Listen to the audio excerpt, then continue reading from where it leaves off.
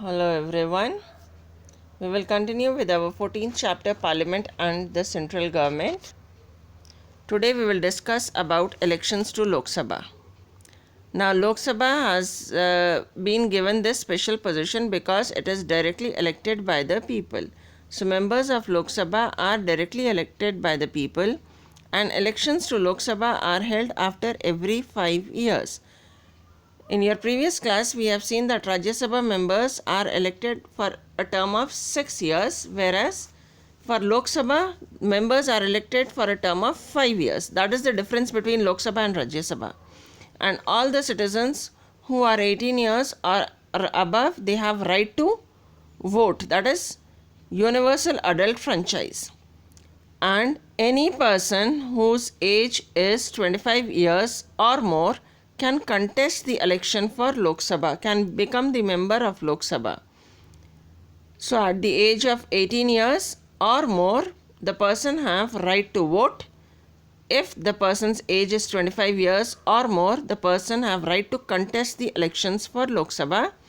And total number of members in Lok Sabha are 545, whereas total number of Rajya Sabha members is 250. Please do remember these points.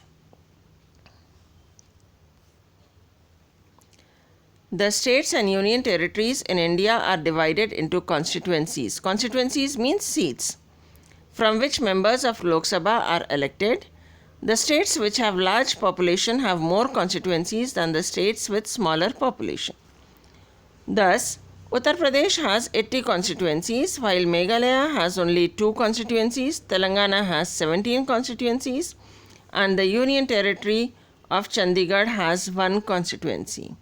Now the states and union territories, they are divided into areas or seats, and it depends upon the population of that state or union territory.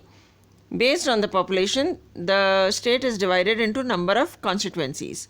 Because Uttar Pradesh is having maximum population or is most populous state of India, number of constituencies are 80. Meghalaya population is less, so it is having only 2 constituencies. Whereas we live in Telangana, Telangana is having 17 constituencies. And Chandigarh, it is having only 1 constituency. To get a clear idea, you please open reader page number 164. This map is given. There you can see Lok Sabha constituencies. Total constituencies you have 543. Maximum can be 545. But here 543 they have given. It cannot exceed more than 545. General are white in color and they are 423. Reserved seats for scheduled caste and scheduled caste, that is red in color, 84. And reserved for scheduled tribe, it is green in color, 47. This table is also given on the same page, page number 164. You can see name of the states and the number of constituencies.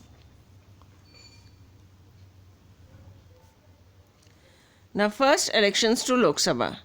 Elections are an important aspect in our current political lives. It is the occasion where we choose our representatives. For a nation like ours with such a large population, conducting elections is a big task. Now you must have seen elections which were held last year. I am talking about general elections for Lok Sabha. Now first elections to Lok Sabha, it was conducted in 1951-52 and it took around 4 months to conduct these elections. Now it was based on universal adult franchise. Universal adult franchise means right to vote. Every citizen who was 21 years of age or older has right to vote. So in 1951-52, age for right to vote was 21 years. But right now the age limit has been decreased to 18 years. At that time there were more than 17 crore 30 lakhs people who could vote. For most of them, this was the first opportunity to vote, Most of them were illiterate and lived in rural areas. So that time our population was around 17 crores, and most of the people were voting for the first time, because before 1951-52 Britishers were ruling in India. So first time elections were to be held in India, and most of the Indian population was illiterate and they lived in rural areas, that is village areas. So the main question was how the people will respond to this opportunity. An election commission was set up to conduct the election in a free and fair manner. Making arrangements for the first election was a large and complex task. First, a house-to-house survey was carried out to register the eligible voters. So, election commission was set up. Election commission is an office which is responsible to conduct the elections throughout the country. So, that office was set up and arrangements were made to conduct the elections. And firstly, house-to-house survey means the responsible people, they went to every house to register eligible voters, means to find out all those who were more than 21 years of age. People who contested elections belonged to political parties or were independents.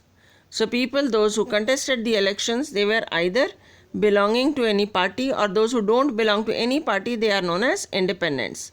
So election commission first gave symbols to each of the candidates. These symbols were printed on ballot boxes in which the votes had to be casted. Ballot box is a box made up of steel, and in that box people put their votes.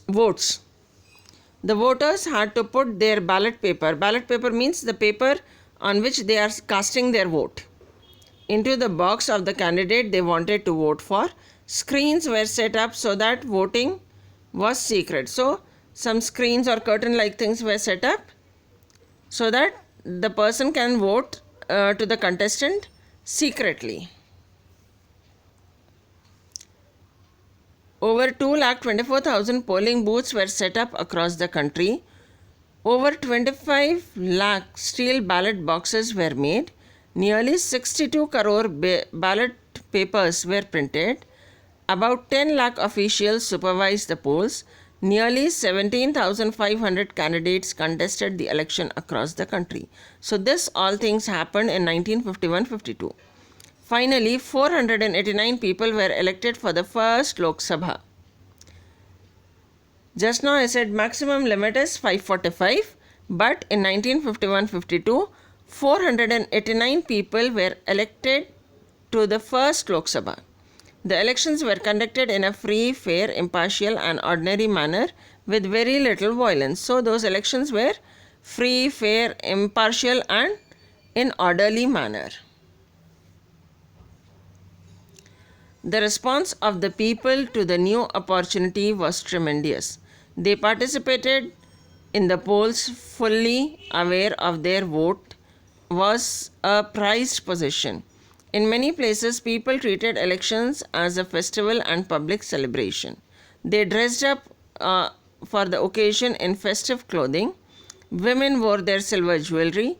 Poor and illiterate people demonstrated their ability to exercise their right to vote carefully, even though the voting procedures were complicated. So when the first time elections were conducted, people celebrated it as festival and they wore festive dresses. Women wore silver jewelry. Poor and illiterate people, they also got awareness how to cast their vote. They have learned how to cast their vote. There was a large turnout of voters, not only in the urban areas but also in rural areas. Urban areas means city areas or developed areas. Rural areas means villages or underdeveloped areas. There was a variety of high participation of Dalits and Adivasis.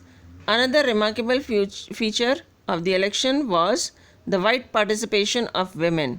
Nearly 40% of the women who were eligible cast their vote.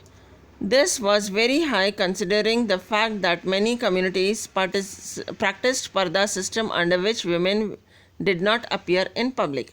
So in 1950-51, around 40% of women from the country, they participated in the elections, or they have casted their vote. And in many of the Dalits or Adivasis also participated in the elections. They casted their vote. What was significant about these elections was that no other nation had ever conducted such large-scale elections in which all citizens, including women, illiterate, poor, were given the power to vote. More than 46% of eligible voters exercised their power to vote. So, it was the first time in the world that any country have conducted such an elections, including women, illiterate, poor people. Out of total population, 46% of the people, they casted their vote. Now today we have discussed about elections to Lok Sabha, and the first elections to Lok Sabha were conducted, how it was conducted. For your homework, how elections to Lok Sabha are conducted.